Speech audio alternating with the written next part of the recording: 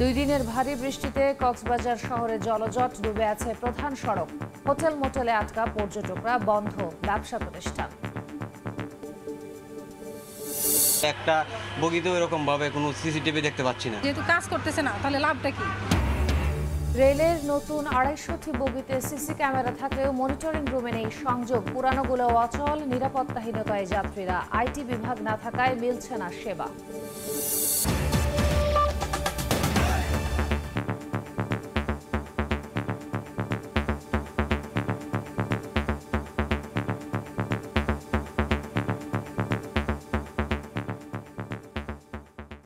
ভোরের সময়ের সঙ্গে আছি আমি খান তাজনিনা হাসান। রেলের নতুন কেনা 250টি বগিতে সংযুক্ত আছে অত্যাধুনিক সিসিটিভি ক্যামেরা। তবে 4 বছর ধরে কোনো ছবি ধারণ হয় না এসব ক্যামেরায়। আবার গত বছর নাশকতার পর 2-1টি ট্রেনে সিসি ক্যামেরা বসালেও 6 মাসের মাথায় অচল হয়েছে সব। এতে চলতি পথে নিরাপত্তাহীনতায় ভুগছেন যাত্রীরা। যোগাযোগ বিশেষজ্ঞরা বলছেন, রেলের প্রযুক্তি বিভাগ না থাকায় এই সেবা দিতে পারছেন না তারা। তবে রেল সচিব দিলেন দ্রুত সমাধানের আশ্বাস। নাজমুস সালেহি রিপোর্ট। গত বছর ডিসেম্বরে মোহনগঞ্জ এক্সপ্রেস ট্রেনে আগুন দেয় দুর্বৃত্তরা। এ ঘটনায় মারা যায় 4 জন। এরপর ট্রেনগুলোতে শুরু হয় সিসিটিভি বসানোর কাজ। মোহনগঞ্জ এক্সপ্রেস সহ 4টি ট্রেনে সম্পূর্ণ হয়েছিল সেই কাজ। আমরা এখন দেখতে চাই সিসিটিভিগুলোর কি অবস্থা। অগ্নিকাণ্ডের শিকার সেই মোহনগঞ্জ এক্সপ্রেসে উঠে দেখা যায় মাত্র 5 মাস আগে সিসিটিভি বসানোর কাজ সম্পন্ন হলেও 13 বগির ট্রেনটিতে সিসিটিভি ক্যামেরা আছে মাত্র 3টিতে। কিছুদিন পরেই সেটার আর কোনো সিসিটিভি এখন আর আমরা দেখতে পাচ্ছি না। দেখলাম যে একটা বগিতেও এরকম ভাবে কোনো সিসিটিভি দেখতে পাচ্ছি না। যে 2-1টি কোচে টিকে আছে সিসি ক্যামেরা, তার সবই অচল। ট্রেনটির মনিটরিং রুমে গিয়ে দেখা যায় লন্ডভন্ড সবকিছু। সিসিটিভির সংযোগ কেবল, মনিটরিং স্ক্রিন বিকল হয়ে পড়ে আছে। ফলে আগের মতোই নিরাপত্তাহীনতার কথা জানাচ্ছেন যাত্রীরা। সিসিটিভি যে মনিটরিং হয় এটা সম্পর্কে আমার কোনো ধারণা নাই, আমি সেটা জানি না। যেহেতু কাজ করতেছে না, তাহলে লাভটা কি? লাকেজ ছিনতাই, পকেট মারে। তারা যখন জানবে যে সিসি ক্যামেরা সচল আছে, তখন তারা আর এই কাজটা করবে না। শুধু তাই নয়, যাত্রী নিরাপত্তার কথা বিবেচনায় 3 বছর আগে চীন ও কোরিয়া থেকে অত্যাধুনিক প্রযুক্তির সিসিটিভি ক্যামেরা সংযুক্ত 250টি কোচ আমদানি করে বাংলাদেশ রেলওয়ে। নতুন এসব কোচ দিয়ে বিভিন্ন রুটে চালানো হচ্ছে ট্রেন, অথচ এখনো সিসিটিভি ক্যামেরা চালু করতে পারেনি তারা। পোর্ট থেকে যখন মার্শালিং এরিয়া ঢুকে তখন গাড়িগুলো আমি নিয়ে আসছিলাম, তখন থেকে সিসি ক্যামেরাগুলো দেখেছি। এটা আসলে অ্যাক্টিভ না ইনঅ্যাক্টিভ সেটা আমরা আসলে বলতে পারি না। সিসিটিভি কোচের সাথে ফিক্সড করাইল, তো আমাদের রুমে কোনো রুমে মনিটর নাই। যোগাযোগ বিশেষজ্ঞরা বলছেন, রেলের নিজস্ব আইটি বিভাগ না থাকায় চালু করতে পারছে না বিশেষ এই সেবা।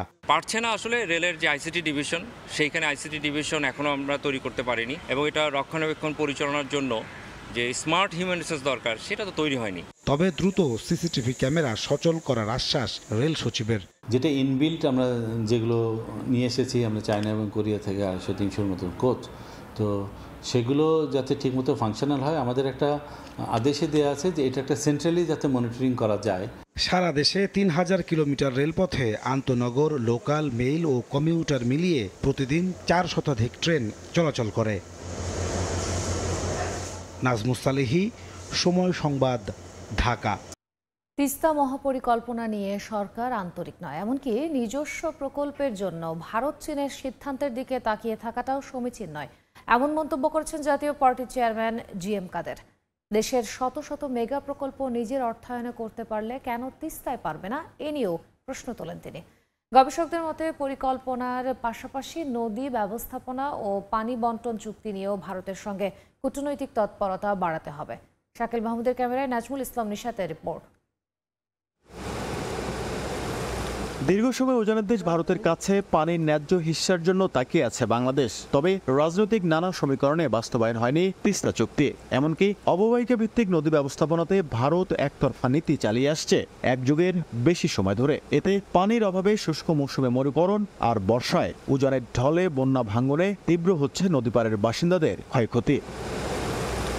তিস্তা চুক্তি ও নদী ব্যবস্থাপনা যখন মুখ থুবড়ে পড়ে ভারতের নীতির কাছে, তখন তিস্তা পাড়ের মানুষ দাবি তুলে তিস্তা মহাপরিকল্পনা বাস্তবায়নের। অধিকার কর্মীরা বলছেন, তিস্তা চুক্তির জন্য কূটনৈতিক তৎপরতা বাড়াতে হবে। চীন করুক, ভারত করুক, কিংবা 2 দেশ একসাথে করুক, এই জুলাইয়ে এই মহাপরিকল্পনা বিষয়ক সমস্ত ধোঁয়াশা দূর হওয়াটা অত্যন্ত জরুরি। খরাকালে পানি প্রাপ্তি এটা তো আমাদের অধিকার, এই অধিকার তো আমরা ছাড়তে পারি না।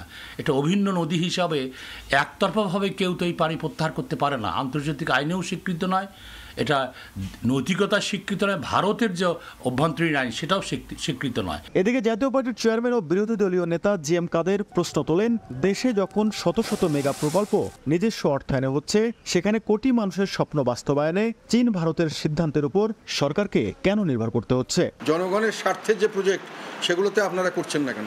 যদি পদ্মা ব্রিজ যদি হতে পারে নিজস্ব অর্থায়নের নামে বিভিন্ন জায়গা থেকে অনেক চড়া সুদের লোন নিয়ে সেই লোনকে আবার সরকার থেকে আবার তাকে অর্থায়ন করে, তাহলে আমাদের তিস্তা প্রজেক্টের জন্য কেন লোন নিতে পারেন না? তিস্তা প্রজেক্টে করেন, আমাদের ইঞ্জিনিয়ার যদি করেন, ইঞ্জিনিয়ার যদি না পারে আমরা এক্সপার্ট হায়ার করে আনেন। এটা নিয়ে আপনার ভারত কি বললো, চায়না কি বললো, আমেরিকা কি বললো, এসবের প্রশ্ন আসলো কেন? সম্প্রতি প্রধানমন্ত্রীর ভারত ও চীন সফরে গুরুত্ব পায় তিস্তা মহাপরিকল্পনা। তবে ভূরাজনৈতিক নানা কারণে এই প্রকল্প যেন কোনোভাবেই ভেস্তে না যায়, সেই দাবি নদী পাড়ের কোটি বাসিন্দার। নাজমুল ইসলাম নিশাত, সময় সংবাদ, রংপুর। 2 দিনের ভারী বৃষ্টি ও পাহাড়ি ঢলের পানিতে কক্সবাজার শহরে জলাবদ্ধতা। প্রধান সড়ক সহ অন্তত 25টি উপসড়ক ডুবে আছে। একই সঙ্গে কলাতলী সড়কেও জলজট হওয়ায় হোটেলে আটকা পড়েন পর্যটকরা। মোহাম্মদ ফরজের ক্যামেরায় সুজাউদ্দিন রুবেলের রিপোর্ট। চারদিকে পানি আর পানি, পানিতে সয়লাব পর্যটন নগরী কক্সবাজারের হোটেল মোটেল জোন। শুধু প্রধান সড়কই নয়, ডুবে আছে উপসড়কও, বন্ধ যানবাহন চলাচল। ভারী বৃষ্টি ও পাহাড়ি ঢলে নালা নর্দমা ডুবে সড়কে উপচে পড়েছে পানি। অনেকে বাধ্য হয়ে হাঁটু পানিতে চলাফেরা করছেন। তবে প্রথমবারের মতো পর্যটন নগরীতে এমন জলাবদ্ধতার দৃশ্যের সাক্ষী হয়েছেন পর্যটকরা। সড়ক ডুবে থাকায় হোটেলে আটকা পড়েন অনেক পর্যটক। সাপ্তাহিক ছুটিকে কেন্দ্র করে কয়েক হাজার পর্যটক অবস্থান করলেও তাদের অধিকাংশই হোটেল কক্ষে অলস সময় পার করছেন। আর যারা হোটেল থেকে বের হয়েছেন তারাও পড়েছেন চরম দুর্ভোগে। রাস্তার এপার থেকে এপার যাইতে পারতেছি না, হাঁটু পানি আছে রাস্তায়। এক হোটেল চেঞ্জ করে এখানে আসছি, ওই হোটেলের নিচ থেকে ডুবে গেছে পুরো। সকাল থেকে এখানে হোটেলে আবদ্ধ, শুধু একমাত্র জলাবদ্ধতার কারণে। এত টাকা খরচ করে আসলাম কিন্তু বের হইতে পারতেছি না। খুব ইচ্ছা ছিল সাগরে যাব। সমুদ্র সৈকতের পাশে যে রাস্তায় যে পানি, এটি মনে করি শুধু আমাদের মানুষের জন্য নয়, বাংলাদেশের সরকারের জন্য একটি কলঙ্ক। শুধু হোটেল মোটেল জুন নয়, ভারী বর্ষণে পানিতে ডুবেছে কক্সবাজার শহরও। নষ্ট হয়েছে দোকানের মালামাল, বন্ধ রাখা হয়েছে বহু ব্যবসা প্রতিষ্ঠান। অনেক হোটেলে পানি ঢুকে পড়ায় তা আবার সেচ মেশিন দিয়ে নিষ্কাশন করা হচ্ছে। জলাবদ্ধতার জন্য নতুন সড়ক ও অপরিকল্পিত নালা নির্মাণকে দায়ী করছেন ব্যবসায়ীরা। বৃষ্টির কারণে অনেক পানিও জমে গেছে, তো তার কারণে দোকান বন্ধ রাখতে হয়েছে। একটু বৃষ্টি হলেই প্রচুর পরিমাণ পানি, হাঁটু পরিমাণ মাজা পরিমাণ পানি চলে আসে, যার কারণে আমাদের ব্যবসা সমস্যা প্লাস পর্যটকের সমস্যা। পর্যটকরা তো এখানে আসতেই পারতেছে না, না আসতে পারলে স্বাভাবিক ব্যবসার তো ক্ষতি হচ্ছে। পৌর কর্তৃপক্ষ বলছে বৃষ্টি বন্ধ হলে নালা পরিষ্কারের কাজ শুরু করা হবে। সুজাউদ্দিন রুবেল, সময় সংবাদ, কক্সবাজার। সামান্য বৃষ্টিতেই মুন্সিগঞ্জের মুক্তারপুরে সৃষ্টি হয় জলাবদ্ধতা। গুরুত্বপূর্ণ এই সড়ক দিয়ে ঝুঁকি নিয়ে যান চলাচল করছে। বিস্তারিত জানাতে সেখানে রিপোর্টার নাসির উদ্দিন উজ্জ্বল রয়েছেন, সরাসরি যাব তার কাছে।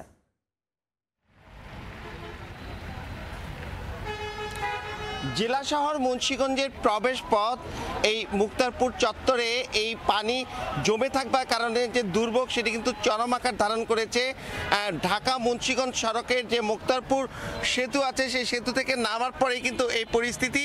আবার একই সঙ্গে যে পদ্মা সেতু মা অঞ্চল থেকে বা শ্রীনগর অঞ্চল থেকে এই নারায়ণগঞ্জ বা ঢাকার পথে ঢুকবার পথেই কিন্তু এই পানি জমে থাকা এবং পানি জমে থাকবার কারণে গর্তের সৃষ্টি হয়েছে এবং সেখানে কিন্তু সড়ক জনপথ বিভাগ ইট দিয়ে সেই গর্ত মানে পুরো করবার চেষ্টা করেছে, কিন্তু সেই ইটও কিন্তু উঠে গিয়েছে এবং সে কারণে কিন্তু এখানে ঘন ঘন দুর্ঘটনা ঘটছে। অনেক যানবাহন কিন্তু আটকা পড়ছে এখানে। এই পরিস্থিতি কিন্তু দিনরাত ধরে চলছে, কারণ এই স্থানটি হচ্ছে ব্যস্ততম এলাকা এবং এই জেলা শহরের গুরুত্বপূর্ণ পয়েন্ট এই রোড দিয়ে কিন্তু বিভিন্ন বিভিন্ন অঞ্চলে যাতায়াত করতে হয়। একই সঙ্গে যে শীতলক্ষা 3 সেতু, যেটি ঢাকা চট্টগ্রাম মহাসড়কের সঙ্গে ঢাকা মাওয়া মহাসড়ককে যুক্ত করেছে, সেই সেতু দিয়ে প্রবেশ বা বের হওয়ার পথেও কিন্তু এই অঞ্চল দিয়ে এই রুটটি পড়ে। সেই কারণে ব্যস্ততা বেড়েছে, কিন্তু এই সমস্যার কিন্তু সমাধান হয়নি। এখানকার যে সড়ক জনপথ বিভাগ তারা বলছেন যে দুপারেই এমনভাবে স্থাপনা তৈরি করা হয়েছে যে এখানকার যে পানি নিষ্কাশন ব্যবস্থা সেটি পুরোপুরি বন্ধ হয়ে গিয়েছে। তো তারা একটি প্রকল্প প্রণয়নের চেষ্টা করছেন, যেটি হচ্ছে এই স্থানের একেবারে পাশেই হচ্ছে ধলেশ্বরী নদী। এই ধলেশ্বরী নদীর সঙ্গে ড্রেনেজ সংযুক্ত করবার, এবং সেটি কিন্তু এখনো শুরু হয়নি প্রকল্প। তারা বলছেন প্রণয়নের কাজটি চলছে। এদিকে কিন্তু লাখো মানুষের দুর্ভোগ চলছে, এবং এই দুর্ভোগের কারণে এখানকার যে সড়ক নেটওয়ার্ক সেটি যেমন বিপর্যস্ত হচ্ছে, একই সঙ্গে কিন্তু নানা সমস্যায় ভুগছে এই অঞ্চলের মানুষ, এবং এখানকার অর্থনীতিতে যেটি প্রভাব পড়ছে। এবং এই সড়কটি মেরামতে এই বিলম্বের কারণ নিয়ে কিন্তু নানা রকম প্রশ্নের উদ্রেক হয়েছে। তো এই অঞ্চলের যে পাশাপাশি আরেকটি পৌরসভা আছে মিরকাদিম পৌরসভা, এবং মিরকাদিম পৌরসভা থেকে মুন্সিগঞ্জ পৌরসভার সংযোগের ক্ষেত্রেও কিন্তু এই রাস্তাটি পড়বার কারণে এখানকার ব্যবসা বাণিজ্য নেতিবাচক প্রভাব পড়ছে। তো এই ছিল আমার কাছে মুন্সিগঞ্জ থেকে মুক্তারপুরে জলাবদ্ধতার সবশেষ। মুন্সিগঞ্জ থেকে সরাসরি যুক্ত হয়েছিলেন সহকর্মী নাসির উদ্দিন উজ্জ্বল। মাদারীপুরে বিভিন্ন সময় আইনশৃঙ্খলা বাহিনীর হাতে জব্দ করা শত শত যানবাহন খোলা আকাশের নিচে পড়ে আছে। পুলিশ লাইন, থানা ও আদালত পাড়ায় বছরের পর বছর রাখা এসব যানবাহনের বেশিরভাগ নষ্ট হওয়ার পথে। জনস্বার্থে দ্রুত মালিকানাবিহীন যানবাহনের নিলামের প্রয়োজন বলে মনে করেন এলাকাবাসী। পুলিশের দাবি, আদালতের নির্দেশনা অনুযায়ী নেওয়া হবে পরবর্তী সিদ্ধান্ত। শাহাদত আকনের ছবিতে সঞ্জয় কর্মকার অভিজিতের রিপোর্ট। সারিবদ্ধভাবে রাখা আছে যানবাহন, ঘাস আর লতাপাতায় ঢেকে আছে কোনোটি, আবার কোনো গাড়ির যন্ত্রাংশ খোয়া গেছে। মাদারীপুরে বিভিন্ন সময় আইনশৃঙ্খলা বাহিনীর অভিযানে জব্দকৃত যানবাহনগুলো অযত্নে নষ্ট হচ্ছে। রোদে পুড়ে বৃষ্টিতে ভিজে যাওয়ার পাশাপাশি চুরি হচ্ছে অনেক গাড়ির যন্ত্রাংশ, এমনকি মাটিতে দেবে গেছে অনেক যান। বিভিন্ন মামলার অভিযানে জব্দ হওয়া এসব যানবাহনের মালিকানা না থাকায় থানা, পুলিশ লাইন ও আদালত পাড়াতে পড়ে আছে বছরের পর বছর। তবে জনস্বার্থে দ্রুত মালিকানাবিহীন যানবাহনের নিলামের প্রয়োজন বলে মনে করেন এলাকাবাসী। আমরা সকলে চাচ্ছি যেগুলো দ্রুত নিলামে দিলে মানে সরকারের রাজস্ব খাত একটু উন্নত হয়। কাগজবিহীন যে গাড়িগুলো জব্দ করে সেগুলো যদি কোর্ট যেমন জেলা জজ সাহেব যদি সেগুলো নিলামে দিত, তাহলে আমাদের মতো সাধারণ পাবলিক অল্প টাকায় গাড়ি কিনতে পারতো। বিক্রি করে নিলামের মাধ্যমে সরকারি কোষাগারে জমা দিলে সরকারের একটা আয় বাড়ে এইটা দিকে, এবং এইটা আইনসঙ্গতভাবেই থানা পুলিশ ইচ্ছা করলে এইটা পারে। তবে পুলিশ বলছে এসব যানবাহনের বিরুদ্ধে মামলা চলমান থাকায় নিলামেও তোলা যায় না। আদালতের নির্দেশনা অনুযায়ী নেওয়া হবে পরবর্তী সিদ্ধান্ত। মালিকানা সংক্রান্তে আমাদেরকে চিঠি দিয়ে জানান, তখন আমরা বিজ্ঞ আদালতে প্রতিবেদন দাখিল করি। বিজ্ঞ আদালত এই সংক্রান্তে যে আদেশ প্রদান করেন থাকেন, মামলা সেই যানবাহনগুলো সেভাবে নিষ্পত্তি করা হয়। জেলা পুলিশের দেয়া তথ্য মতে মাদারীপুরের 5টি থানা, পুলিশ লাইন ও আদালত পাড়ায় জব্দ হওয়া যানবাহনের সংখ্যা প্রায় 200। সঞ্জয় কর্মকার অভিজিৎ, সময় সংবাদ, মাদারীপুর। পদ্মা সেতুর পুনর্বাসন 5 কেন্দ্র আলোর দুটি ছড়াচ্ছে। পদ্মাপাড়ে এ যেন এক ভিন্ন শহর, বদলে গেছে জীবনধারা। তবে প্রকল্প শেষ হওয়ার কেন্দ্রগুলো 5টি স্বাস্থ্যকেন্দ্র ও 4টি প্রাথমিক বিদ্যালয় চ্যালেঞ্জের মুখে পড়েছে। জেলা প্রশাসক বলছেন, জাতীয়করণ না হওয়া পর্যন্ত পাশে থাকবে স্থানীয় প্রশাসন। নাসির উদ্দিন উজ্জ্বলের রিপোর্ট, ছবি তুলেছেন আবু সাইদ। পদ্মা সেতু প্রকল্পের পুনর্বাসন কেন্দ্র পদ্মাপাড়ে এক পরিকল্পিত শহর। সেতুর জন্য জমি অধিগ্রহণে পর্যাপ্ত অর্থ পাওয়ার পরও পদ্মার দুই পারে 5টি পুনর্বাসন কেন্দ্রে 3012 প্লটের 3011 প্লটই বরাদ্দ দেওয়া হয়েছে। সবুজ পরিবেশে প্লটে ঘর ভবন নির্মাণ করে বসবাস করছেন। 100 বাণিজ্যিক প্লট ও 124 বাণিজ্যিক স্পেসও বরাদ্দ শেষ। পরিবারগুলোর নারী সদস্য সহ 13টি ট্রেডে 5165 জনকে উচ্চতর প্রশিক্ষণ দেওয়া হয়েছে। পরিবারগুলো এখন স্বাবলম্বী।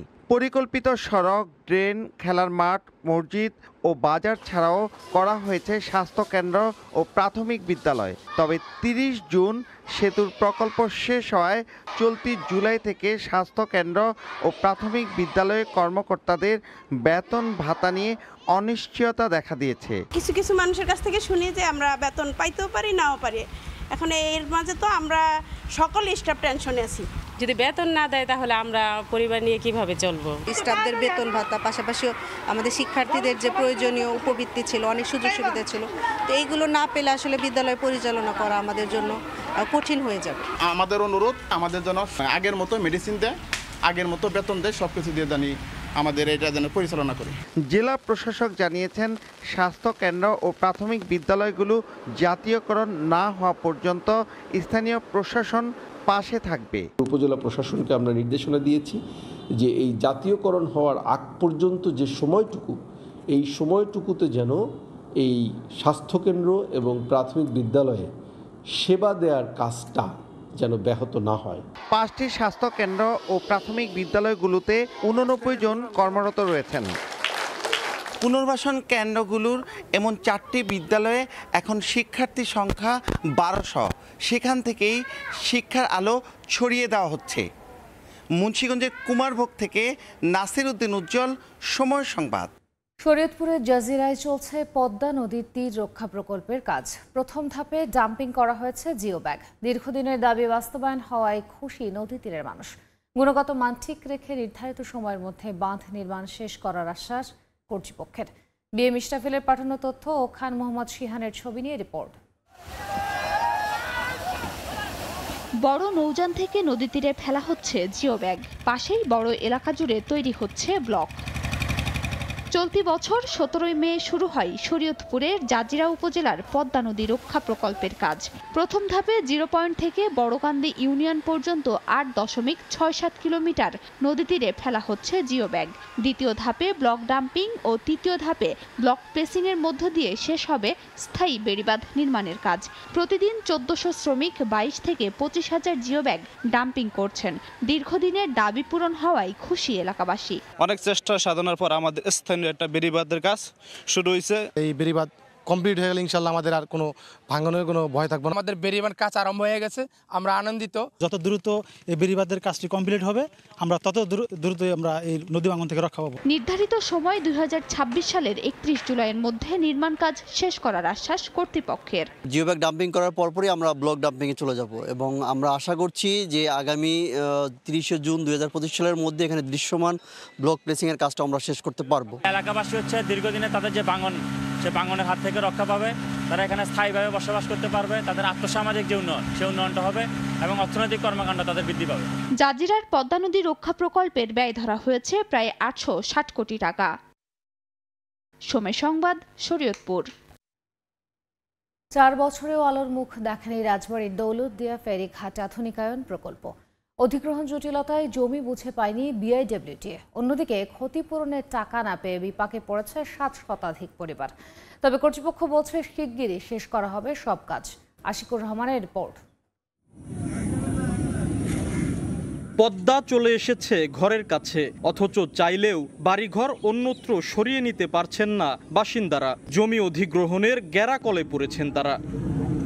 2020 সালে রাজবাড়ীর দৌলতদিয়া নদীবন্দর আধুনিকায়নে প্রকল্প পাশ হয় একনেকে। প্রকল্প বাস্তবায়নের দায়িত্ব পায় বিআইডব্লিউটিএ। 2023 সালের জানুয়ারিতে দৌলতদিয়ার 3টি মৌজায় 30 একর জমি অধিগ্রহণের জন্য নোটিশ দেয়া হয় জমির মালিকদের। তবে এখনও ক্ষতিপূরণের টাকা পাননি জমির মালিকরা। অধিগ্রহণের কারণে বন্ধ আছে প্রয়োজনে জমি বিক্রি করা, ঘরবাড়ি ও দোকানপাট মেরামত করা কিংবা নতুন করে কোনো ব্যবসা প্রতিষ্ঠান গড়ে তোলা। এতে বিপাকে পড়েছে 7 শতাধিক পরিবার। নদী ভাঙতে ভাঙতে বাড়ির নিকটে চলে আসছে। এখন আমরা কি বাড়ি ভাঙবো না কোথায় যাবো আমরা কিছু বলতে পারছি না। ওটা কোনো উদ্যোগ নিচ্ছে না।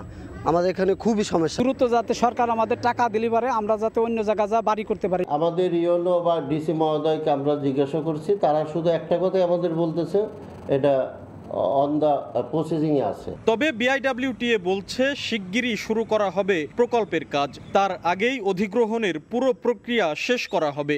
আমরা জেলা প্রশাসকের মাধ্যমে জমি অধিগ্রহণ হয়। জমি নেওয়ার পূর্বে অবশ্যই তাদেরকে ক্ষতিপূরণ দিয়ে জমি অধিগ্রহণ করা হবে। এই প্রক্রিয়া চলমান আছে। রাজবাড়ীর দৌলতদিয়া ও মানিকগঞ্জের পাটুরিয়া নৌবন্দর আধুনিকায়ন প্রকল্পে ব্যয় ধরা হয়েছে প্রায় ১,৩৫১ কোটি টাকা। আশিকুর রহমান, সময় সংবাদ, রাজবাড়ী। কিশোরগঞ্জের হাওরে নিষিদ্ধ কারেন্ট জাল দিয়ে প্রকাশ্যে ধরা হচ্ছে পোনা মাছ, অথচ নেই প্রশাসনের কোনো নজরদারি। তবে অবৈধ জাল জব্দে অভিযান জোরদারের গতানুগতিক আশ্বাস জেলা প্রশাসকের। নূর মোহাম্মদের পাঠানো তথ্য, শরীফুল ইসলামের ছবি নিয়ে রিপোর্ট। হাওরে প্রকাশ্যে চলছে অবৈধ চায়না জাল দিয়ে পোনা মাছ নিধন। স্থানীয় মৎস্য আড়তে চলছে বেচাকেনাও। কিশোরগঞ্জের করিমগঞ্জ উপজেলার বালিখোলা পাইকারি মাছের বাজারে বিক্রি হচ্ছে রুই, কাতল, বোয়াল, কার্প সহ বিভিন্ন প্রজাতির পোনা মাছ। বাজার সংলগ্ন ধনু নদী সহ আশপাশের হাওর থেকে চায়না দুয়ারি জাল দিয়ে এসব পোনা মাছ ধরা হয়েছে। স্থানীয়রা বলছেন, এসব জালের ব্যবহার চলতে থাকলে হাওরে মাছের সংকট দেখা দিবে। মাছের সব বংশ নির্বংশ করে চায়না রিং জালে সব করে দিছি। তোমরা কাছে অনুরোধ, এই চুরু মাছটি মারো না। ফার্স্ট ইয়ার 10 কেজি বিক্রি করে অর্ধেক বেছে আর অর্ধেক নদী মেয়ে ভালো কি দরকার এই মাছটি। জালরে আমরা সম্পূর্ণ নিষেধ করে দিয়েছি যে ওই জন্য গুড়া মাছ আপনারা আনবেন না, এটা বিক্রি হয় না, একদম দাম নাই, বিক্রি হয় না। আমরা জালরে নিষেধ করে দিয়েছি। মিঠা পানির মাছ কিন্তু ধ্বংসের পথে। তা আমরা প্রশাসনের কাছে জোরদার দাবি যে এই আইনগতভাবে জেলেদেরকে ব্যবস্থা করার জন্য। তবে পোনা মাছ নিধনে নেই সংশ্লিষ্ট বিভাগের কোনো তৎপরতা। অবৈধ জাল জব্দে অভিযান জোরদারের গতানুগতিক আশ্বাস জেলা প্রশাসকের। প্রচুর পরিমাণ জাল জব্দ করেছি, সেগুলো ধ্বংস করা হয়েছে। আর এটার যে সোর্স, এখানে বাজার থেকে যে জায়গা থেকে তারা জাল কিনেন, সেখানে আমরা গতবার অভিযান করেছিলাম, এবার আমাদের অভিযান অব্যাহত আছে। মৎস্য বিভাগের তথ্য মতে প্রতি বছর কিশোরগঞ্জের বিভিন্ন প্রাকৃতিক জলাশয় থেকে ৮৩,৬৩৬ মেট্রিক টন মাছ আহরণ করা হয়। সময় সংবাদ, কিশোরগঞ্জ। মানিকগঞ্জের কালীগঙ্গা নদীর পাড়ের তরা দেশীয় মাছের আড়তে ভোরেই জমে উঠেছে বেচাকেনা। সে খবর জানাতে এই মুহূর্তে তরা মাছের আড়তে আছে রিপোর্টার মোহাম্মদ ইউসুফ আলী। সরাসরি যাচ্ছি তার কাছে। ভারী এবং কখনো মাঝামাঝি এবং কখনো গুড়ি গুড়িতে বৃষ্টির মধ্য দিয়ে মানিকগঞ্জের কালীগঙ্গা নদীর পাড়ের যে তরাটা মৎস্য আড়তে কিন্তু বেচা কেনাটা শুরু হয়েছে ঠিক ভোর 6টা থেকে, এবং আমরা কিন্তু এখানে রয়েছি, আমরা দেখছি। তো এখন এই মুহূর্তে কিন্তু বৃষ্টির পরিমাণ একেবারেই কম রয়েছে, যদিও সামান্য গুড়ি গুড়ি বৃষ্টি এখনো হচ্ছে। তবে বেচা কেনার অংশ হিসাবে মাছের সংখ্যাও কিন্তু আজকে কম এসেছে। মানিকগঞ্জ জেলায় কিন্তু নদ নদীর পানি বৃদ্ধি পেয়েছে, মুক্ত জলাশয়ের পানি বৃদ্ধি পেয়েছে। এই আড়তটি কিন্তু মুক্ত জলাশয়ের পানির যে মাছ, সেই মাছের জন্য বিখ্যাত। তবু আজকে সে মাছগুলোকে আমরা কম দেখতে পেয়েছি। তারপরেও কিন্তু মাছের সরবরাহ কম থাকা, যে বৃদ্ধি পাওয়ার কথা থাকে, যেহেতু যোগান কম, চাহিদা বেশি, সেই জন্য দামও কিন্তু ওই হারে বাড়েনি, দামটা বরঞ্চ কমেছে। আমরা দেখেছি ছোট ছোট পাত্রে কিন্তু জেলেরা বিভিন্ন ধরনের দেশীয় মাছ নিয়ে এসেছে, যেমন ট্যাংরা, পুঁটি, শোল, বোয়াল, পাঙ্গাস, আমরা সব ধরনের মাছ কিন্তু দেখতে পাচ্ছি এখানে। তবে বাটা এখানে বিক্রি হচ্ছে 150 থেকে 160 টাকা কেজিতে। সপ্তাহ ব্যবধানে দাম কমেছে, কেজি প্রতি 5 থেকে 7 টাকা পর্যন্ত। এখানে কিন্তু নওলা বিক্রি হচ্ছে 170 থেকে 180 টাকা কেজি। সপ্তাহ ব্যবধানে দাম কমেছে 7 থেকে 8 টাকা পর্যন্ত। শোল মাছ এখানে বিক্রি হচ্ছে আকার বেঁধে। যদি বলি মাছ কিন্তু আকার বেঁধে বিক্রি হয়, এখানে কিন্তু হাটটাকে বিক্রি হচ্ছে যেহেতু আরো, তা আমরা সেটাকে কিন্তু কেজিতে বলার চেষ্টা করছি। আকার বেঁধে তার দাম কিন্তু কম যাচ্ছে। শোল মাছ বিক্রি হচ্ছে 240 থেকে 250 টাকা। সপ্তাহ ব্যবধানে দাম কমেছে 107, দাম কমেছে 7 থেকে 10 টাকা পর্যন্ত।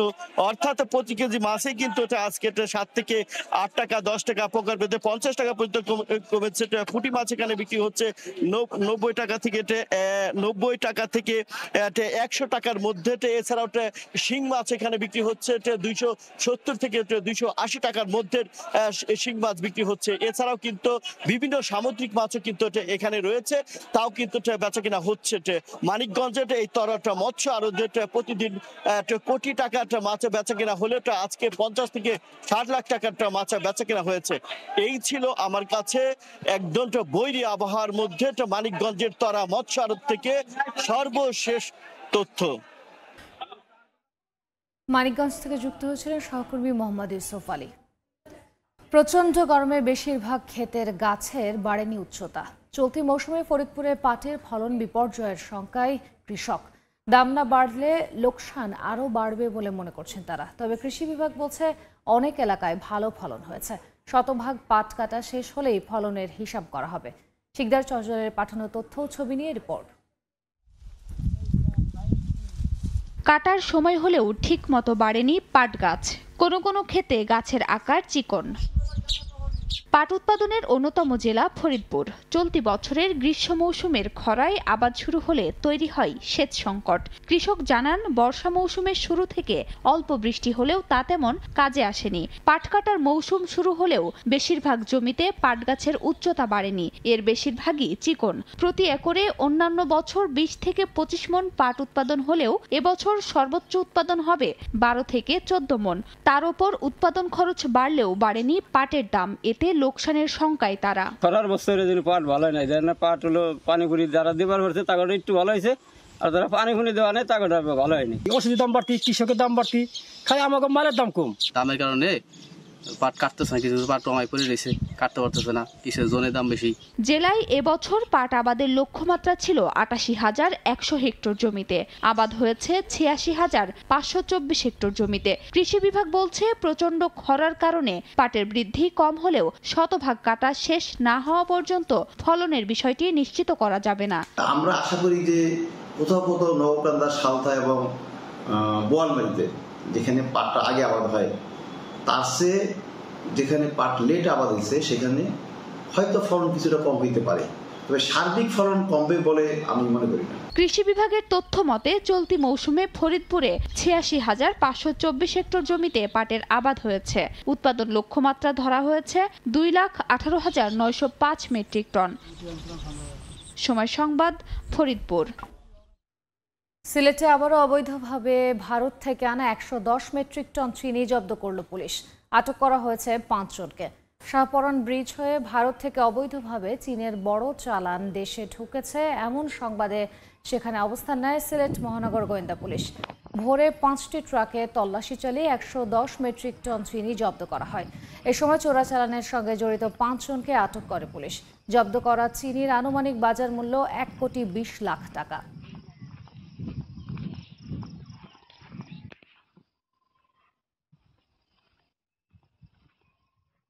এবার দেশের বাইরের খবর জানাতে যুক্ত হচ্ছেন সহকর্মী কনক আজাদ। ধন্যবাদ তাজদিন। মার্কিন প্রেসিডেন্ট বাইডেনের প্রতি অনাস্থা সহ খোদ ডেমোক্রেট দলে বাড়ছে অসন্তোষ।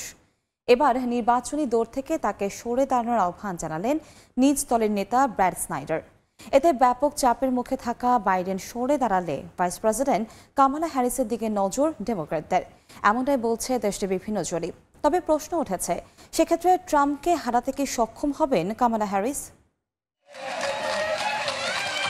আগামী নভেম্বরে অনুষ্ঠেয় মার্কিন প্রেসিডেন্ট নির্বাচনে প্রার্থী বাইডেনকে নিয়ে উদ্বেগ উৎকণ্ঠা ডেমোক্রেটিক শিবিরে। দলের নেতাকর্মী ও সমর্থকদের শঙ্কায় ফেলেছে বাইডেনের বয়স ও শারীরিক সুস্থতা ইস্যুটি।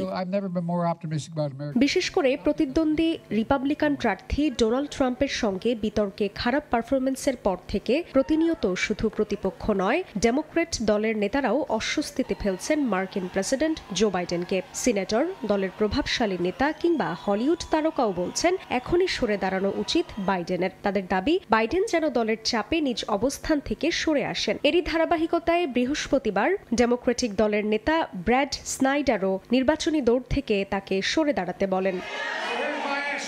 এর মধ্যেই প্রার্থিতা থেকে সরে দাঁড়াতে প্রেসিডেন্ট বাইডেনের ওপর ক্রমাগত চাপ বাড়ার মধ্যে বিশ্লেষকরা বলছেন তার রাজনৈতিক অবস্থানের ব্যাপক অবনতি হচ্ছে। বিকল্প হিসেবে ভাইস প্রেসিডেন্ট কামালা হ্যারিসের দিকে নজর দলের অনেকের। সাম্প্রতিক বিভিন্ন জরিপ বলছে নির্বাচনে বাইডেনের চেয়ে কামালা ভালো করতে পারেন বলে মনে করা হচ্ছে। তবে ট্রাম্পের বিপরীতে কতটা সক্ষম হবেন কামালা, সে প্রশ্নও উঠছে। যদিও বাইডেনের কয়েকজন ঘনিষ্ঠ সহযোগী কামালাকে প্রেসিডেন্ট পদপ্রার্থীর জন্য বিকল্প হিসেবে সন্তোষ প্রকাশ করছে না। এই অবস্থায় বেশ নাজেহাল পরিস্থিতি চলছে বাইডেন শিবিরে, এমনটাই মনে করছেন রাজনৈতিক বিশ্লেষকদের অনেকে। জান্নাতুল সাদিয়া, সময় সংবাদ। পশ্চিমা সামরিক জোট ন্যাটোর সক্ষমতা বাড়ানোর অংশ হিসেবে জার্মানিকে এবার দূরপাল্লার শক্তিশালী ক্ষেপণাস্ত্র দেবে যুক্তরাষ্ট্র। ন্যাটোর ৭৫ বছরের পূর্তিতে সদস্য দেশগুলোর প্রতিরক্ষায় অত্যাধুনিক মিসাইল কার্যকরী ভূমিকা রাখবে বলে আশাবাদী মার্কিন প্রেসিডেন্ট জো বাইডেন। বার্লিন থেকে আরো জানাচ্ছেন বিটু পড়ুয়া।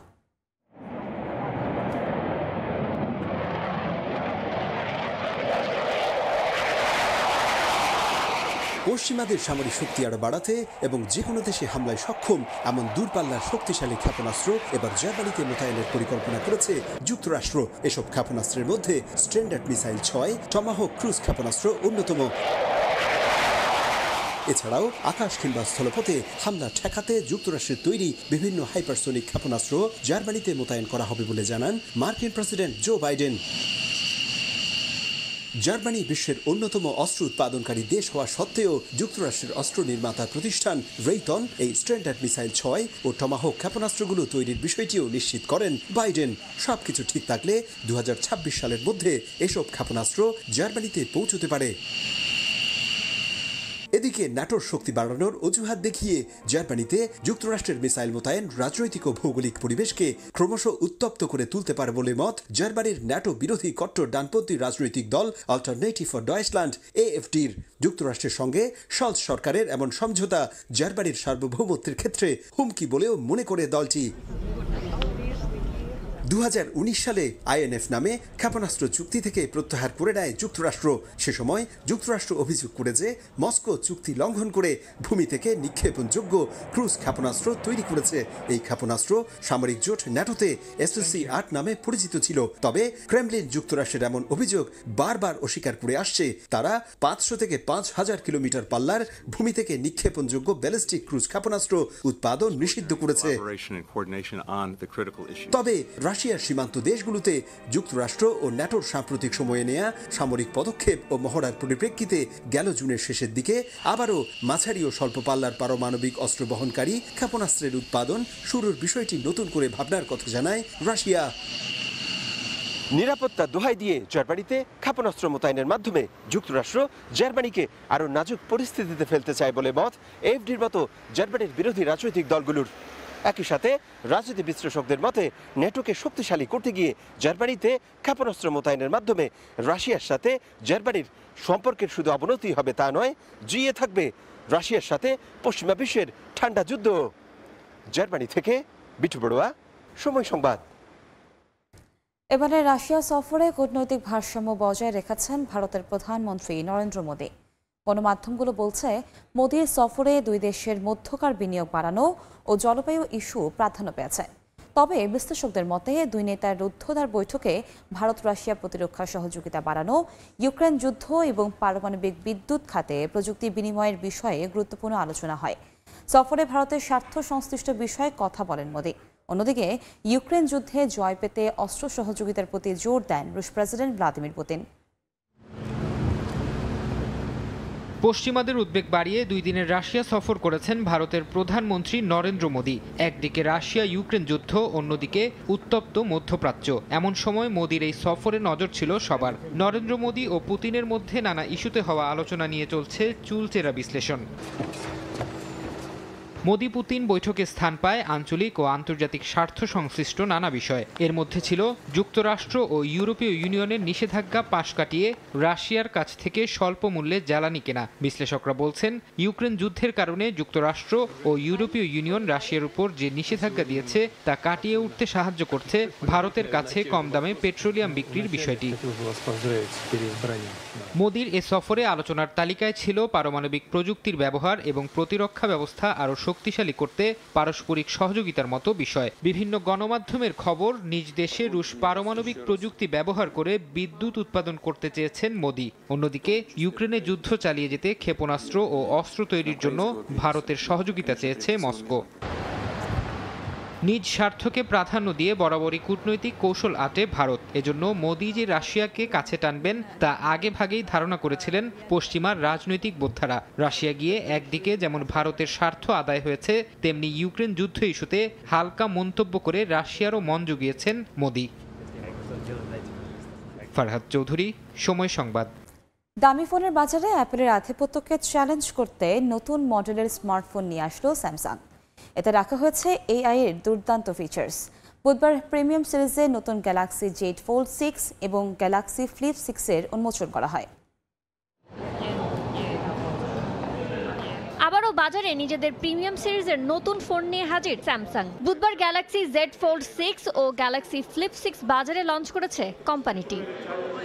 দামি ফোনের বাজারে অ্যাপেলের আধিপত্যকে চ্যালেঞ্জ করতে নতুন এই ফোনে স্যামসাং এনেছে এআই এর বেশ কিছু দুর্দান্ত ফিচার্স। ফোনটিতে রয়েছে স্ন্যাপড্রাগন 8 Gen 3 প্রসেসর। তাছাড়া নতুন মডেলের এই ফোনগুলো অন্যান্য ফোল্ডিং ফোনগুলোর তুলনায় কিছুটা চিকন ও হালকা ওজনের।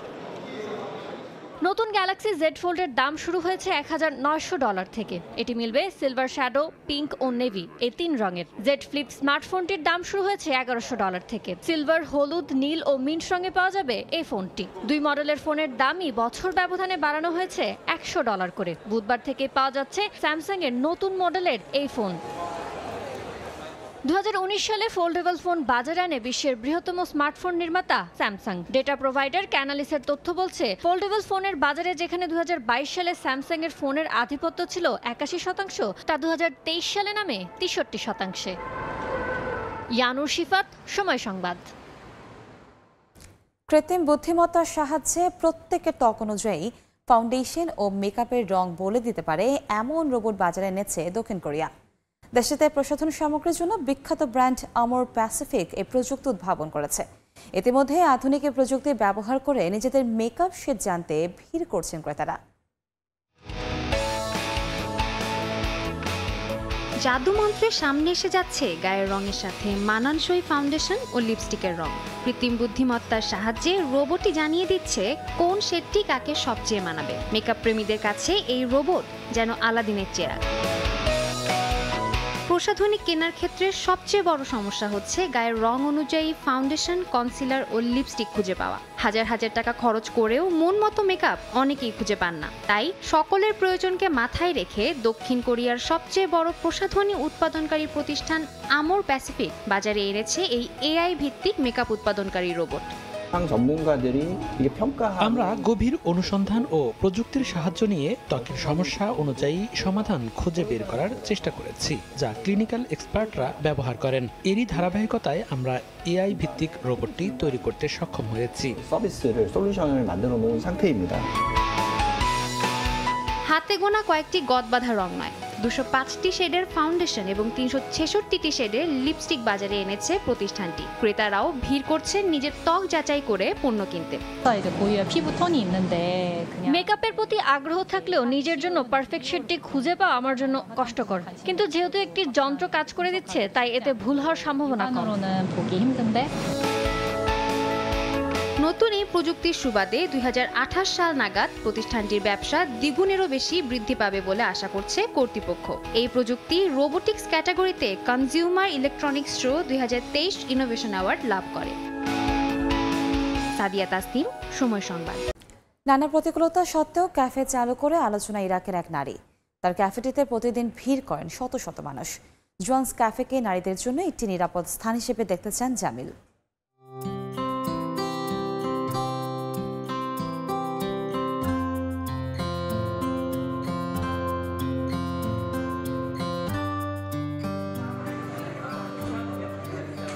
মনের আনন্দে স্কেচ আঁকছেন এক নারী, ওদিকে ল্যাপটপ নিয়ে ব্যস্ত সময় পার করছেন কেউ কেউ। অনেকে আবার বসে উপভোগ করছেন ক্যাফের সৌন্দর্য।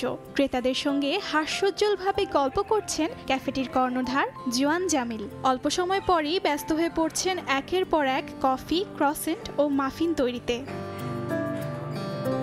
সুন্দর এই ক্যাফেটির নাম জোয়ান্স ক্যাফে। নিজের নামেই নামকরণ করেছেন, যেখানে কফি প্রেমীরা প্রায়ই আসেন কফি পান করার পাশাপাশি মনোরম শান্ত পরিবেশটি উপভোগ করতে। পুরো জায়গাটির পরিবেশ শান্ত, ছিমছাম এবং মেনু কার্ডেও রয়েছে আধুনিকতার ছোঁয়া। ইরাকি নারী জোয়ান জামিল নানা প্রতিকূলতা উপেক্ষা করে এই সুন্দর ক্যাফেটি প্রতিষ্ঠা করেছেন। কিন্তু তার এই যাত্রা সহজ ছিল না। সমাজ ও পরিবার থেকে এসেছিল নানা বাধা। একজন নারী হিসেবে ক্যাফেটি খোলা আমার পক্ষে সহজ ছিল না। আমি আমার পরিবার, সমাজ এবং বন্ধুদের কাছ থেকে প্রত্যাখ্যান হয়েছি। কেউ আমাকে এ বিষয়ে উৎসাহ দেয়নি। তারা মনে করত ক্যাফেতে শুধু পুরুষ যায় সিসার জন্য, আর এটি কোনো পারিবারিক জায়গা নয়। আমার তাদেরকে বোঝাতে হয়েছে যে ক্যাফে কয়েকটি টেবিল সহ একটি সাধারণ জায়গা হতে পারে, যেখানে কেবল কফি, পেস্ট্রি, মিষ্টি আর সুস্বাদু আইটেমও পাওয়া যায়। জামিল জানান, ইরাকের নারীরা এই ক্যাফেটিতে আসতে পছন্দ করেন। নারী ক্রেতারা যখন এসে দেখেন জায়গাটির কর্ণধার একজন নারী, তখন তারা জামিলকে সাধুবাদ জানান। জোয়ান্স ক্যাফেকে নারীদের জন্য একটি নিরাপদ স্থান হিসেবে দেখতে চান জামিল। অর্জিতা শেহজিন, সময় সংবাদ। অর্থনৈতিক প্রবৃদ্ধি অর্জন ও কর্মসংস্থান সৃষ্টি সহ নানা পদক্ষেপের জন্য ইতালিতে দিন দিন জনপ্রিয় হয়ে উঠছে ক্ষমতাসীন মেলোনি সরকার। এমনই চমৎকার নেতৃত্বগুণে ইউরোপীয় গ্রহণযোগ্যতা বেড়েছে মেলোনির। বর্তমানে মেলোনি সরকারের প্রতি আগ্রহ বাড়ছে প্রবাসী বাংলাদেশি কমিউনিটির মধ্যেও। বিস্তারিত ইতালির প্রতিনিধি মাকসুদুর রহমানের তথ্যচিত্র রিপোর্টে। 2022 সালে ইতালির ইতিহাসে প্রথম নারী প্রধানমন্ত্রী হন জর্জিয়া মেলোনি। ক্ষমতায় আসার পর দ্রুত সময়ের মধ্যে অর্থনৈতিক প্রবৃদ্ধি, নতুন কর্মসংস্থান সৃষ্টি সহ নানা পদক্ষেপে দেশটিতে শক্ত অবস্থান তৈরি করেছে তার সরকার। ইতালিতে অবৈধ ইমিগ্রেশন নিয়ে কঠোর নীতি গ্রহণ করলেও মেলোনির শাসনামলেই এখন পর্যন্ত সর্বোচ্চ সংখ্যক স্পন্সর ভিসার ঘোষণা আসে। এই অবস্থায় প্রবাসী বাংলাদেশিদের কাছেও জনপ্রিয় হয়ে উঠছে দেশটির ক্ষমতাসীন সরকার। কেউ কেউ বলছেন বর্তমান সরকারের গ্রহণযোগ্যতা আগের চেয়ে অনেক বেড়েছে। জার্মান, ফ্রান্স আমাদের প্রাইম মিনিস্টার জর্জিয়া মেলোনির মতো এত ভোট পায় নাই, এবং নিশ্চয়ই এটা পিছিয়ে তার ভালো যে কাজটি করছে তার জন্য এই রেজাল্টটা পাইছে।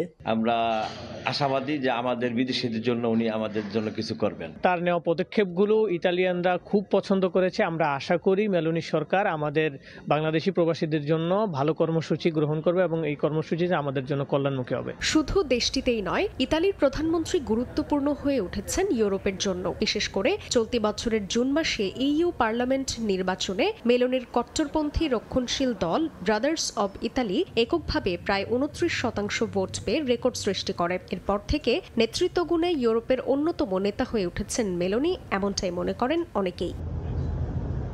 সময় সংবাদ, ইতালি। ভারতের কলকাতার বাইপাস সড়ক লাগোয়া একটি জলাশয় থেকে বাংলাদেশি এক যুবকের মরদেহ উদ্ধার করা হয়েছে। স্থানীয় সময় বুধবার সকালে জলাশয়ের মরদেহ দেখতে পেয়ে পুলিশকে খবর দেয় স্থানীয়রা।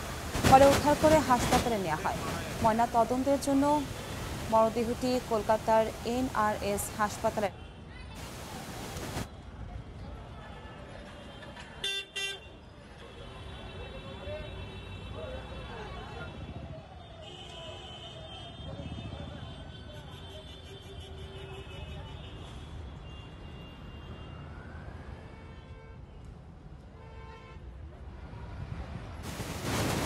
কুয়েতের সড়ক দুর্ঘটনায় নিহত 2 বাংলাদেশির মরদেহ দেশে ফিরিয়ে আনার কার্যক্রম সম্পন্ন হয়েছে। শুক্রবার স্থানীয় সময় রাত 8:30টায় আল জাজিরা এয়ারলাইন্সে দেশে পাঠানো হবে। এছাড়া বাংলাদেশের সময় শনিবার ভোর 4টায় হযরত শাহজালাল আন্তর্জাতিক বিমানবন্দরে ভোরের সময় খেলার খবর জানাতে আবারও যুক্ত হচ্ছেন ধন্যবাদ কনক। জানা দেব খেলার খবর। এই সংবাদের এই অংশের প্রথমেই জানাচ্ছি আবহাওয়ার খবর। রাজধানীতে সকাল থেকে মুষলধারে শুরু হয়েছে বৃষ্টি। এদিকে মৌসুমী বায়ুর প্রভাবে রাজশাহী, রংপুর, ময়মনসিংহ বিভাগের কিছু কিছু জায়গায় দমকা হাওয়া সহ মাঝারি থেকে ভারী বৃষ্টির পূর্বাভাস দিয়েছে আবহাওয়া অধিদপ্তর। তবে সিলেট ও চট্টগ্রাম বিভাগে ভারী থেকে অতি ভারী বর্ষণ হতে পারে। ছুটির দিন ভোর থেকেই রাজধানীর আকাশ মেঘাচ্ছন্ন। সকাল 6:30টার কিছু পরে শুরু হয় বৃষ্টি। এছাড়া ঢাকার অধিকাংশ জায়গায় হালকা থেকে মাঝারি বৃষ্টির পূর্বাভাস দিয়েছে আবহাওয়া অফিস। এদিকে বেলা 11টা থেকে পরবর্তী 48 ঘন্টা রাজশাহী, রংপুর, ময়মনসিংহ, সিলেট ও চট্টগ্রামে ভারী থেকে অতি ভারী বৃষ্টি হতে পারে বলেও জানানো হয়। দেশের 15 জেলার নদী বন্দরকে 1 নম্বর সতর্ক সংকেত দেখাতে বলা হয়েছে। আজ দেশের সর্বোচ্চ তাপমাত্রা থাকবে খুলনায় 36.2 ডিগ্রি এবং সর্বনিম্ন বান্দরবানে 24 ডিগ্রি সেলসিয়াস। ছুটির দিনে রাজধানীর সড়কে নেই কোনো যানজট কিংবা গাড়ির চাপ। সবশেষ খবর জানাতে রাজধানীর ফার্ম গেটে আছেন সহকর্মী সাদিকুর রহমান। সরাসরি যাচ্ছি তার কাছে। আজকে কিন্তু সকাল থেকেই রাজধানীর বিভিন্ন স্থানে বৃষ্টি হচ্ছে। প্রথম দিকে আমরা ভারী বর্ষণ দেখেছি, এখন কিন্তু গুঁড়ি গুঁড়ি বৃষ্টি হচ্ছে এবং প্রতিদিন সকালেই দেখা যায় যে রাজধানীর বিভিন্ন এলাকায় যানবাহনের চাপ কিন্তু কম থাকে, কিন্তু আজকে যদিও আজকে আরও সাপ্তাহিক ছুটির দিন, এছাড়া বৃষ্টি স্নাত সকালে আমরা দেখতে পেয়েছি যে আসলে রাজধানীর বিভিন্ন এলাকায় ফার্মগেট, বাংলা মোটর, শাহবাগ সহ বিভিন্ন এলাকায়, যেসব এলাকায় আসলে দুপুরের দিকে বা দিনের বেলায় যানজট থাকে, আজকে কিন্তু সাপ্তাহিক ছুটির দিন এবং বৃষ্টি, এই জন্য কিন্তু আসলে চাপ কিন্তু খুব কম এবং সকালে যানবাহনের চাপ কম থাকে। সেজন্য আমরা সব জায়গায় দেখছি যে অল্প অল্প একদম হালকা যেই যানগুলি আছে সেগুলো চলাচল করছে, এছাড়া যাত্রীবাহী যে বাসগুলি সেগুলো চলাচল করতে দেখছি, কিন্তু অন্য সময়ের তুলনায় কিন্তু খুবই কম। আজকে যদি বলি যে সারাদিনের ট্রাফিক যে চাপ বা যানজটের সম্ভাবনা কোথাও আছে কিনা, সেটা আমরা ট্রাফিক পুলিশের সাথে কথা বলেছি, আসলে আজকে সম্ভাবনা নেই। তবে আজকে যে চলমান যে কোটা বিরোধী যে সংস্কারের দাবিতে যে আন্দোলন চলমান আছে, সেটা আজকে কর্মসূচি বিকাল 4টায় বিভিন্ন শিক্ষা প্রতিষ্ঠান থেকে মিছিল এবং বিক্ষোভ বের করা হবে। সেই হিসাবে কিন্তু দেখা যায় যেসব রাস্তার পাশে যেসব শিক্ষা প্রতিষ্ঠানগুলি আছে, বড় বড় রাস্তার পাশে, বিশেষ করে তেজগাঁ কলেজ, মিরপুর বাংলা কলেজ সহ অন্যান্য যেসব প্রতিষ্ঠানগুলি আছে, সেই সব জায়গায় কিন্তু বিক্ষোভের কারণে যান চলাচল সেখানে কিছুটা বিঘ্ন ঘটতে পারে। এটা আসলে ট্রাফিক পুলিশের পক্ষ থেকে আমরা জানতে পেরেছি। এছাড়া কিন্তু দেখা যায় যে সাপ্তাহিক ছুটির দিনে যানবাহনের চাপ অন্য অন্য সময়ের তুলনায় কিন্তু কম থাকে। আরেকটা বিষয় যে বলে রাখি যে বিনোদন কেন্দ্রগুলির আশপাশে কিন্তু দেখা যায় যে যানজট থাকে, বিশেষ করে দেখা যায় বিভিন্ন এলাকায় আমরা কিন্তু দেখতে পেয়েছি যে বিনোদন কেন্দ্রগুলি আছে যমুনা ফিউচার পার্কের আশপাশে এবং রাজধানীর বিভিন্ন এলাকায়।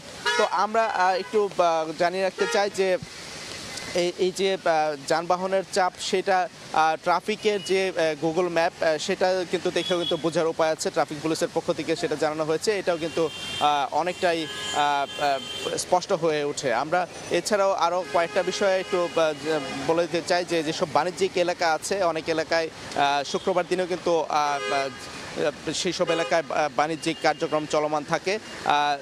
সেসব এলাকা বিশেষ করে আমরা যেই পাইকারি এবং যেই হোলসেল মার্কেটগুলি আছে এইসব এলাকায়, সেই সব এলাকায় কিন্তু যানজটের সম্ভাবনা থাকে।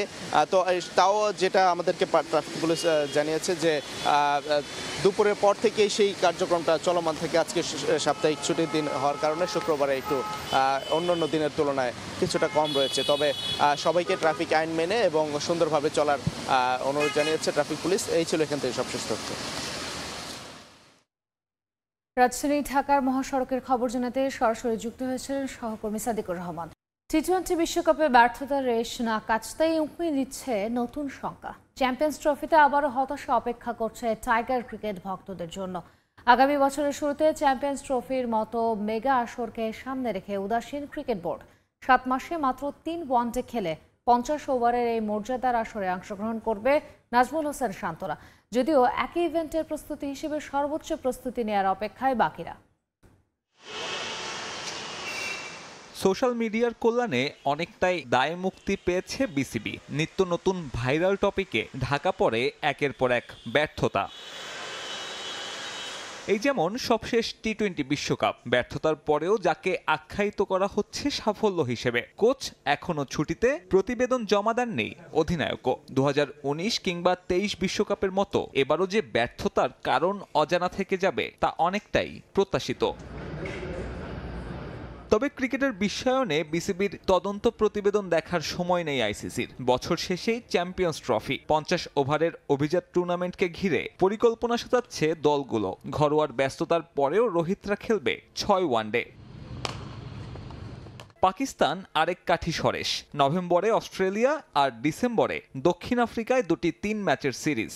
এরপর চ্যাম্পিয়ন্স ট্রফি শুরুর দিন কয়েক আগে দক্ষিণ আফ্রিকা আর নিউজিল্যান্ডকে নিয়ে ঘরের মাঠে ত্রিদেশীয় সিরিজ। চ্যাম্পিয়ন্স ট্রফি আয়োজনে যে বেশ সিরিয়াস মেন ইন গ্রিন, সেটা ভালোই বোঝা যাচ্ছে। অবশ্য এসব দিক দিয়ে একেবারেই ব্যতিক্রম বিসিবি। ঘাম ঝরিয়ে চ্যাম্পিয়ন্স ট্রফি খেলার যোগ্যতা অর্জন করা রেড অ্যান্ড গ্রিন এত বড় আসরের প্রস্তুতির জন্য খেলবে মাত্র 3 ওয়ানডে। ডিসেম্বরে ক্যারিবীয় সফরকে বাদ দিলে এই ফরম্যাটে আর কোনো ম্যাচ খেলার সুযোগ নেই শান্ত বাহিনীর। টেস্ট চ্যাম্পিয়নশিপের অংশ হিসেবে ব্যস্ত সূচি টাইগারদের। প্রথমে ভারত, এরপর পাকিস্তান। জাতীয় দলের এমন ব্যস্ততার অজুহাতে বিকল্প কিছুর ভাবার সুযোগ পায়নি ক্রিকেট নীতি নির্ধারকরা। বরং চ্যাম্পিয়ন্স ট্রফি খেলতে পাকিস্তান উড়াল দেওয়ার আগ মুহূর্তে ক্রিকেটাররা ব্যস্ত থাকবেন বিপিএল নিয়ে।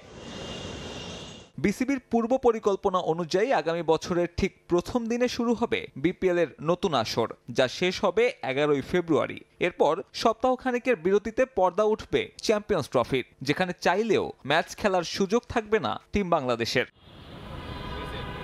এর আগে এ অথবা হাই পারফরমেন্স ইউনিটের ব্যানারে প্রস্তুতি নেওয়ার সুযোগ থাকলেও সে ভাবনা বিসিবির মাথায় নেই। এইচপির অস্ট্রেলিয়া সফরে মাত্র 2টি ওয়ানডে, তাও সে স্কোয়াডের অধিকাংশ ক্রিকেটার থাকবেন না চ্যাম্পিয়ন্স ট্রফির বিবেচনায়।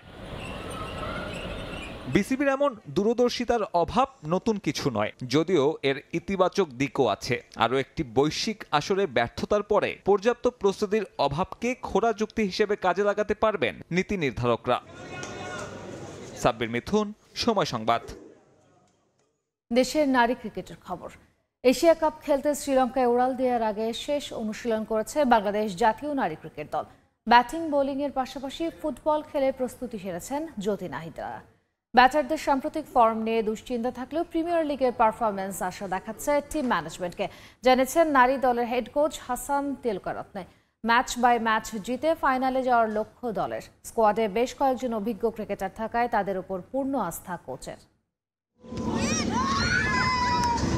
বড় মঞ্চেও চ্যালেঞ্জটাও বড়। এশিয়ার মঞ্চে আরও একবার নিজেদের তুলে ধরার সুযোগ বাংলাদেশ নারী ক্রিকেট দলের। এই আসর যে শুধুই একটা মেজর টুর্নামেন্ট নয়, বরং বিশ্বকাপের আগে প্রস্তুতির বড় মঞ্চ টাইগ্রেসদের। এবারের এশিয়া কাপের জন্য বিসিবির ঘোষিত দলে আছে বেশ কিছু চমক। অভিজ্ঞ আর তারুণ্যের মিশেলে গঠিত দলে আছেন 2018 এশিয়া কাপ চ্যাম্পিয়ন দলের বেশ কয়েকজন ক্রিকেটার। জ্যোতি, রুমানা, নাহিদারা নিয়মিত মুখ হলেও দীর্ঘ 1 বছর পর দলে ডাক পাওয়া পেসার জাহানারার জন্য এবারের সফরটা বিশেষ। শ্রীলঙ্কায় পাড়ি জমানোর আগে শেষ অনুশীলনে মনোযোগী দলটা। বিকেএসপি দলের সঙ্গে একটা প্রস্তুতি ম্যাচও খেলেছে মারুফা ঝিলিকরা। দলীয় অনুশীলনের পাশাপাশি নিজের স্কিল ঝালিয়ে নিতে ভুল করেননি ক্যাপ্টেন জ্যোতি, অভিজ্ঞ জাহানারারা। সিনিয়রদের সঙ্গে তাল মিলিয়ে নিজের প্র্যাকটিস সেরে নিয়েছেন তরুণ মারুফা আক্তারও। প্রত্যাশা নিজের সর্বোচ্চটা দেয়ার। এশিয়া কাপের আগে একটা ক্যাম্প করতেছি, অনেক ভালো একটা ক্যাম্প করতেছি। আমার এই পারফরমেন্সটা আমি ধরে রাখবো। স্পোর্ট বোলিং নিয়ে অনেক কাজ করে এশিয়া কাপে ইনশাল্লাহ ভালো কিছু একটা রেজাল্ট আসবে। গ্রুপ বিতে বাংলাদেশের প্রথম ম্যাচ স্বাগতিক শ্রীলঙ্কার বিপক্ষে। ম্যাচ বাই ম্যাচ জিতে শিরোপা জয়ের লক্ষ্য দলের, সেখানে দলের ভরসা অভিজ্ঞতার উপর। Sri Lanka, Pakistan and India, but again that there are certain things that we can't control. We have played them recently also. They are a good side. We have to play a game. I think we are good enough to beat any side in the world. We have a blend with the youth and experience. It's a good side. World Cup is around the corner. We have to fill in our boxes. Tiger pace unit নিয়ে আশাবাদী হলেও ব্যাটিংটা বরাবরই চিন্তার কারণ। সাম্প্রতিক সময়ে ভালো cricket খেলা না হলেও নারী প্রিমিয়ার লিগের অভিজ্ঞতা এই মঞ্চে কাজে আসবে বলে মন্তব্য কোচ হাসান তিলকারত্নের। It's a big challenge. We haven't played a good cricket lately. But I think Premier Tournament has been a very successful one. We have found 2-3 good players and they are in our squad. If we play well, we can win the tournament. We have to give them that confidence. There's no fear of failure. Just go out there and express themselves. That is the motto. ঘরের মাঠে টি-20 বিশ্বকাপ আয়োজনের আগেই নিজেদের ঝালিয়ে নেয়ার সেরা মঞ্চ পাচ্ছে বাংলাদেশ নারী ক্রিকেট দল। এশিয়া কাপে অপেক্ষাকৃত সহজ গ্রুপে থাকায় গ্রুপ পর্বের জার্নিটা যে খুব একটা কঠিন হবে না তা বলাই যায়। তারুণ্য আর অভিজ্ঞতার মিশেলে গঠিত এই দলটা নিয়ে নিজেদের সেরাটা দিতে মুখিয়ে বাঘিনীরা। তবে শিরোপা জয়ের পথে এই চ্যালেঞ্জটা উতরে যেতে কতখানি এগিয়ে যেতে পারে জ্যোতি বাহিনী, তাই এখন দেখার বিষয়। সাভারের বিকেএসপি থেকে তাজিন খন্দকার, সময় সংবাদ। আবারও দেশের খেলাধুলার খবর। অন্য যে কোনো সময়ের তুলনায় আসন্ন প্যারিস অলিম্পিকে বাংলাদেশের ভালো করার সম্ভাবনা বেশি। আর্চারির কোটা প্লেস পাওয়া এবং শুটিং সরাসরি কোয়ালিফায়ার খুব কাছাকাছি চলে যাওয়ায় এই সম্ভাবনা দেখছেন লাল সবুজ কন্টিনেন্টের chef de mission Intekhabul Hamid Apu. এছাড়াও ভালো প্রস্তুতি হওয়ায় অ্যাথলেটিক্স দিয়েও প্রত্যাশা আছে তাদের। বাংলাদেশের অ্যাথলেটদের জন্য অলিম্পিক অভিজ্ঞতা সুখকর ছিল না কখনোই। লম্বা সময় গ্রেটেস্ট শো অন আর্থে লাল সবুজদের পদচারণা থাকলেও অর্জন আটকে আছে শিক্ষা সফরেই। তবে সম্ভাবনার বিবেচনায় অন্য যে কোনো বারের তুলনায় এবারের প্রেক্ষাপট কিছুটা আলাদা। গেলবারের মতো এবারও অলিম্পিকে কোটা প্লেস পেয়েছে আর্চারি। স্বাভাবিকভাবে তাই সাগর ইসলামকে ঘিরে প্রত্যাশার পারদ ঊর্ধ্বমুখী। সম্ভাবনার দারুণ গল্প আছে শুটিংয়ের রবিউল ইসলামকে ঘিরেও। সাগরের মতো তিনিও পেতে পারতেন কোটা প্লেস, সেটা নিয়ে আক্ষেপে না পড়ে বরং প্রত্যাশা রাখতে চায় বাংলাদেশ। শুটিং এবং আর্চারি মোটামুটি বললাম একই ধরনের নেচার অফ প্লেইংটা। So it's a mind game, অবশ্যই technical game, it's a mind game. ওটা যদি ঠিক রাখতে পারে, সাহসটা যদি ঠিক মতো থাকতে পারে, সেই সময় সেই দিন যেই সময় আমি খেলছি সেই সময় যদি সব কিছু ঠিক থাকে অবশ্যই ভালো খেলবে। আমি তো মনে করি আর্চারি ভালো করার উচিত। সীমাবদ্ধতা সত্ত্বেও দেশের শুটিংয়ে সফলতা ঈর্ষণীয়। সেই মুকুটে যুক্ত হতে পারে আরও একটি পালক। যদিও অলিম্পিকের আগে শুটিং ফেডারেশনের প্রত্যাশা ছিল দেশের বাইরে ক্যাম্প করার। অর্থ সংকটে তার বাস্তবায়ন হয়নি। রেঞ্জে কিছুটা পরিবর্তন এনেই বাংলাদেশে নেওয়া হয়েছে সর্বোচ্চ প্রস্তুতি। রবিউল যথেষ্ট পরিমাণে প্রস্তুত, আমি বলবো যথেষ্ট পরিমাণে ট্রেনিং হয়েছে। আমরা চাচ্ছি ও যাতে ফাইনাল খেলতে পারে। ফাইনাল খেললে অবশ্যই ভালো একটা রেজাল্ট হতে পারে। ও যদি সাহসটা থাকে, সেই দিনে নার্ভাস না হয়, ম্যাচ টেম্পারমেন্টটা যদি না হারায়, আমার তো মনে হয় ভালোই রেজাল্ট করবে। শুটিং আর্চারির পাশাপাশি অ্যাথলেটিক্সও সম্ভাবনাময়। এশিয়ার মঞ্চে নিজের মুনশিয়ানা দেখিয়েছেন ইমরানুর। এবার অলিম্পিকের মঞ্চে নিজেকে পরিচয় করিয়ে দেওয়ার অপেক্ষা। ইংল্যান্ডে চলছে তার নিবিড় অনুশীলন। সেখান থেকেই দেশের দ্রুততম মানব ধরবেন প্যারিসের বিমান। সব কিছুর মধ্যে ট্রেনিংটা মনে খুব ইম্পর্টেন্ট। কীভাবে ট্রেন হচ্ছে, ট্রেনিংয়ের সাপোর্টটা কীভাবে পাচ্ছে, এক্সারসাইজগুলি কী, ওয়েদার কী, তো এইগুলি বলো ম্যাটার্স এ লট। ইমরানুল যথেষ্ট ফিট, যথেষ্ট আমি বলবো বাংলাদেশে এমন কোনো রানার নাই ওর কাছাকাছি হইতে পারে। হি ইজ ভেরি গুড এবং ওয়েল ট্রেইনড। তবে বাস্তবতার নিরিখে সুইমিং নিয়ে নেই বড় কোনো প্রত্যাশা। এই ডিসিপ্লিনে বাংলাদেশ থেকে ওয়াইল্ড কার্ড পেয়েছেন 2 জন। এস এম ইকবাল, সময় সংবাদ, ঢাকা। বিশ্বকাপে দারুণ পারফর্ম করে এবার নিজের জীবনের দ্বিতীয় ইনিংস শুরু করলেন tiger leg spinner Rishad Hossain. Nilphamari সদর উপজেলার সিদরাতুল মুনতাহা মুক্তার সঙ্গে বিবাহ বন্ধনে আবদ্ধ হলেন রিশাদ। টি-20 বিশ্বকাপে বাংলাদেশের performance up to the mark না হলেও নিজ আলোয় আলোকিত ছিলেন রিশাদ। বিশ্বকাপে প্রতি ম্যাচেই দলের হাল ধরেছেন এই লেগ স্পিনার। নিয়েছেন 14টা উইকেট। টাইগারদের প্রতিটা ম্যাচের পরে আলোচনায় থাকতেন তিনি। বিশ্বকাপ থেকে ফিরে যখন টাইগার ক্রিকেটাররা ব্যস্ত সমালোচনা থেকে নিজেদের আড়াল করতে, তখন নিজের পারফরম্যান্সে প্রশংসা কুড়াচ্ছেন রিশাদ। বিশ্বকাপে দুর্দান্ত পারফর্ম করে এবার নিজের জীবনের দ্বিতীয় ইনিংস শুরু করেছেন টাইগার লেগ স্পিনার। নীলফামারীর সদর উপজেলার সিদরাতুল মুনতাহা মুক্তার সঙ্গে 101 টাকা দেনমোহর ধার্য করে বিবাহ বন্ধনে আবদ্ধ হয়েছেন এই লেগি। 1 বছর আগে বিবাহ হলেও আজ কনেকে নিজ বাড়িতে উঠিয়ে আনেন। নিজের নতুন যাত্রার জন্য দেশবাসীর কাছে দোয়াও চেয়েছেন এই ক্রিকেটার। সবার কাছে দোয়া চাইবো এবং আপনারাও দোয়া করবেন। আপনাদের অনেক হ্যাসেল হয়েছে, তো এই দোয়া চাইবো, আর কিছু না। নিজ জেলায় আড়ম্বর আয়োজনে আনুষ্ঠানিকতা সারেন রিশাদ। 11টা মাইক্রো বাসে করে কনের বাড়িতে বরযাত্রী হয়ে যান এই ক্রিকেটার, যেখানে পরিবারের সদস্যরা ছাড়াও ছিলেন রিশাদের বন্ধু বান্ধব ও এলাকার মুরব্বীরা।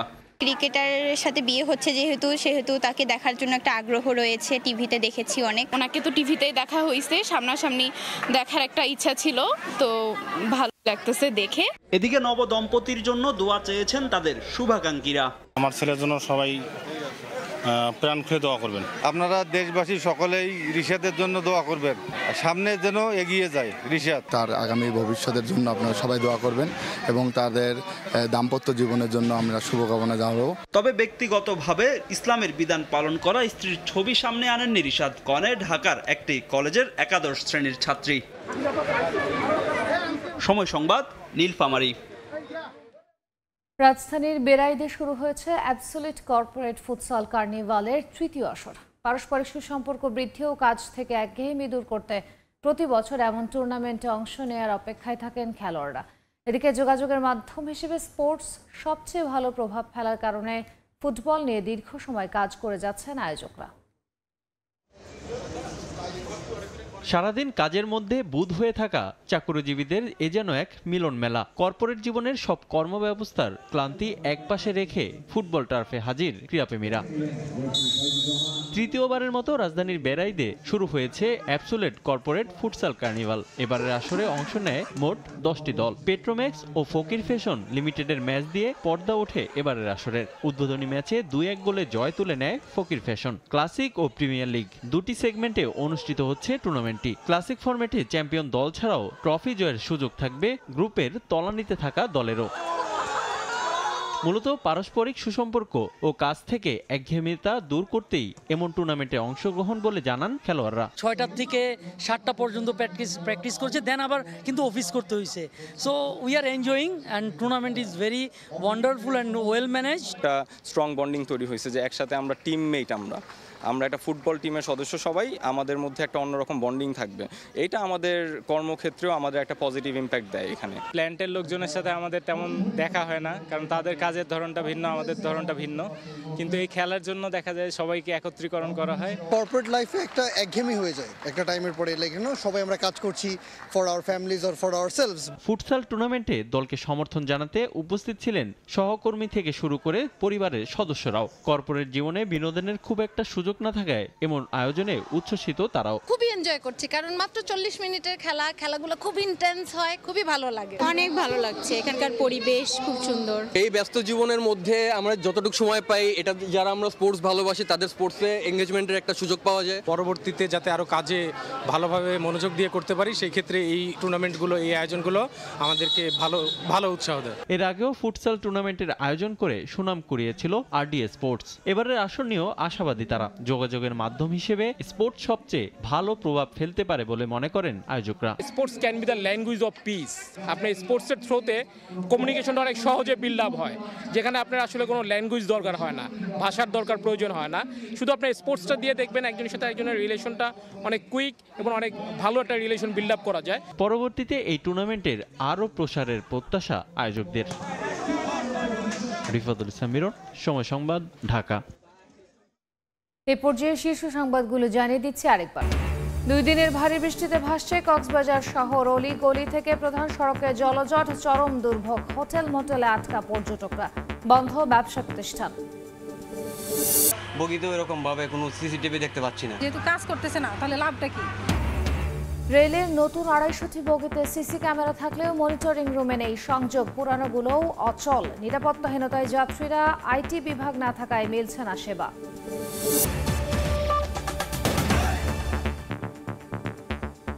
এই ছিল ভোরের সময়। এরপর সকালের সময় নিয়ে থাকবেন সহকর্মী কনক আজাদ। ধন্যবাদ তাজনীন। সকালের সময় নিয়ে ফিরছে কিছুক্ষণ পর, সঙ্গে থাকুন সময়।